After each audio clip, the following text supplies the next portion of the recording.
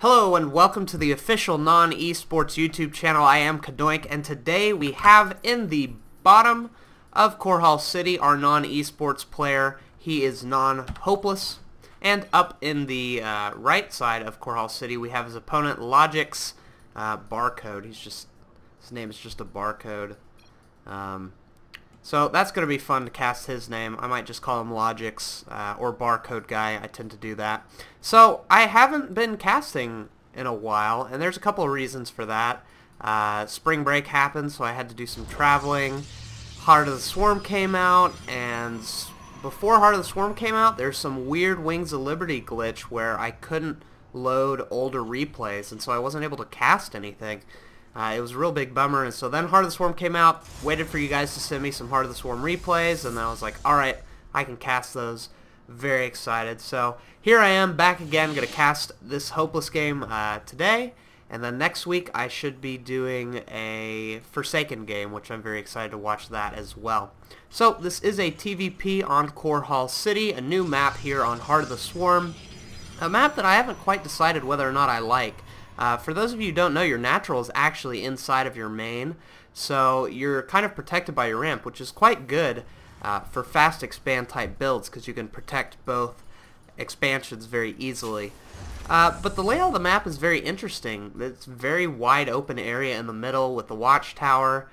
You have a third, which I can't decide if you want to take this as your third or this as your third and kill these rocks. In this position, obviously this base would be the best for Hopeless because it is expanding away from his opponent, where Logic's might want to take this base because this is farther away from his opponent. And then there are situations where you want to expand towards your opponent so that you can reinforce quicker, and if you're being really aggressive, those types of things. So I haven't quite decided what I like best on this map. I've been playing a lot of random in Heart of the Swarm, trying to get my game knowledge a little bit better so that my cast can improve as well as my gameplay. So yeah, I've just been playing random lately and experimenting with different things, deciding what I like best. So what is Hopeless going for? It looks like he's going for 15 gas, probably going to be expanding off this. It seems to be gas builds are very popular in Heart of the Swarm because you can get Widow Mines up so quickly, and Widow Mines are very, very strong. You can also get those medevacs up quickly, which allow you to do the medevac boost, which seems to be on the verge of being game-breaking, but not there yet. Players are in debate right now as to whether or not it's a good thing or not. So, a little bit of SCV harass going on there, but looks like Hopeless will be able to get out just fine. Barcode Guy is getting up his second gas, very common, a little bit of a later gas, so wouldn't be surprised to see him play a little bit more passively this game. He's going to be sending his Zealot and Stalker across the map to put on a little pressure, but this little Marine Force up on the top of his ramp will be able to push that back just fine. And we have our first Widow Mine coming out, as you can see, as well as the Starport. So probably a Widow Mine drop seems to be something that's quite popular. A little bit of micro going on here, trying to pick off that Zealot. He will get the Zealot, and then the Stalker will have to run away. Might be able to pick up the Marine. Nope. Very simple. Pull the Marine back. He'll live just fine. Oh, and for those of you who don't know, Heart of the Swarm does have new skins for various things that you can add when you get to a certain level. So Hopeless does have this Supply Depot skin, as he's above level 20-something. I don't remember exactly what level. Barcode Guy doesn't have any skins currently. You can get skins for your supply buildings, like an Overlord, a Depot, and a Pylon. And then you can also get skins for the basic units, Zerglings, Marines, and Zealots. So, Stalker just getting blown up by that mine, very awesome. Widow Mines are quite good. I think they're better in TvZ rather than TvP. But I'm not 100% sure. I've just seen more Widow Mines in the TvZ matchup. So Barcode Guy taking his expansion along with Hopeless. It looks like they're at about the same time, so their economy going to be pretty comparable. Of course, Terran player being ahead with the mules, but in the worker supply, I believe that yes, Barcode Guy should be ahead. Chrono Boost getting out workers so quickly. We do have an Immortal coming out, which is very interesting. I don't really agree with it on PvT. Oh, and we have the Widow Mine drop going in, but a perfect pull. This seems to be the problem with the Widow Mine drop. If you just pull the workers tend to be just fine. But fortunately, he brought some Marines along with him. The Stalkers are going to be able to push that out, though. So he might get one probe. Yep, one probe going down, and looks like he will have to pick up and run away. So 2 probes killed in total. Not really exactly what he wanted to do. Might have been better for him to get the expand up and had a macro advantage to his opponent. But he does have a Widow Mine in his opponent's base, and if he accidentally forgets about that and moves a Stalker over it, he could lose a Stalker, which would be very annoying. The other problem with this is, there we go, the Observer is able to come out, ooh, getting a Stalker before he goes. But when you go for an early Robo like Barcode Guy has, in fact I think he went 1 gate Robo, and then added these 2 gates, he was able to get up an Observer, which basically negates Widow Mines. Ooh, Sentry going down there. Needs to be a little bit more careful trying to pick off those Widow Mines. Another thing is, I apologize for the health bars being up. I turned them off, but they didn't turn off, and I don't know if that's a glitch in Heart of the Swarm, or if I have to do that outside of game. In Wings of Liberty, I didn't have to do it outside of game, so I don't know why they're there. It seems like they've turned off. No, they're all on. Don't know what that's about, but we'll get that worked out in the future. We have a siege tank here.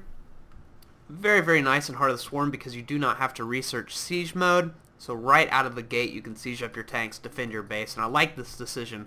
Hopeless actually played a little risky getting the Widow Mine because he doesn't have that much at home to defend. Only has a bunker and a few Marines. You really want to get up some Marauders and things like that if you want to feel safe. So getting a siege tank really early is a nice way to take care of that because you can get it instantly, siege it, and then go about doing whatever you're doing, adding your barracks, getting your upgrades up.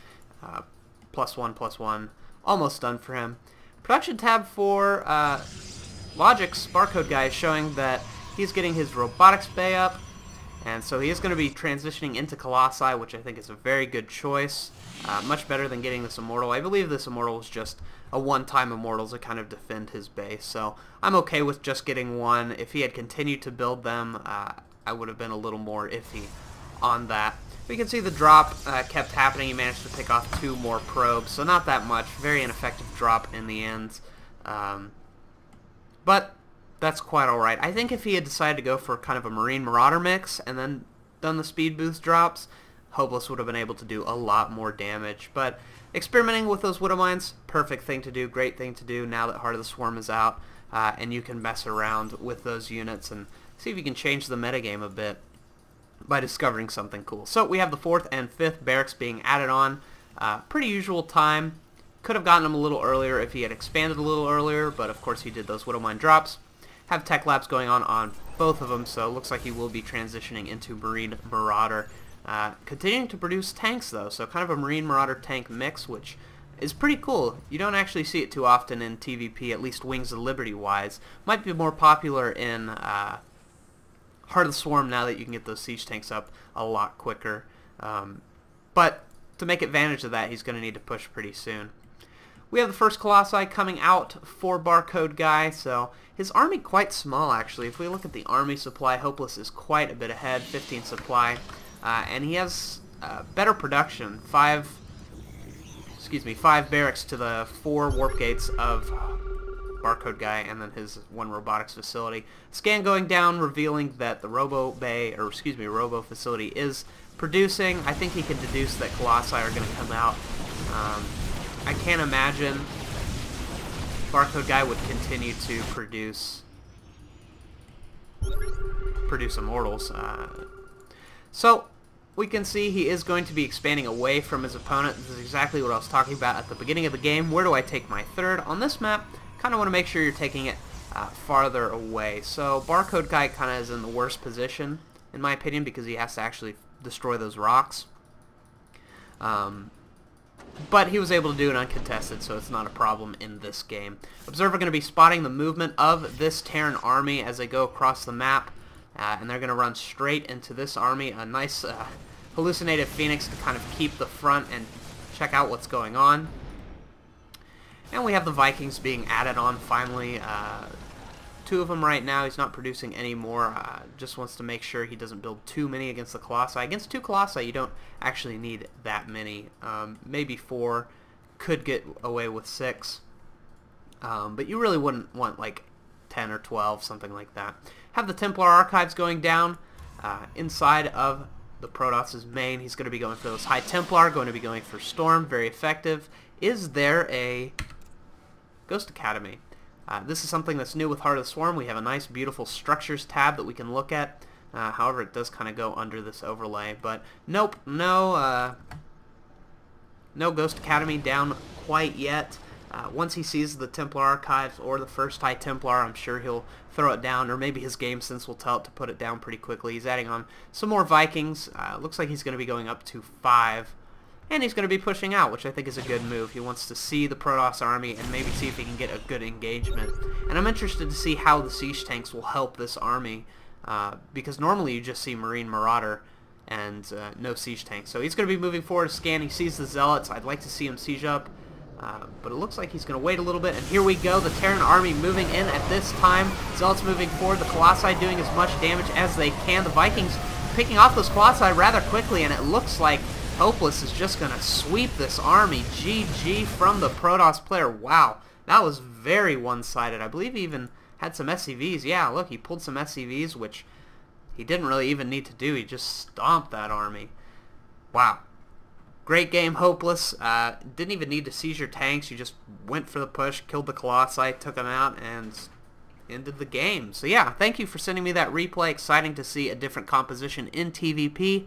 I am excited to continue casting now that Heart of the Swarm is out and I have a little bit more time.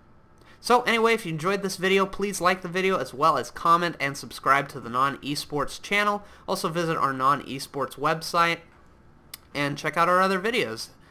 Thanks for watching, and I'll see you guys next week.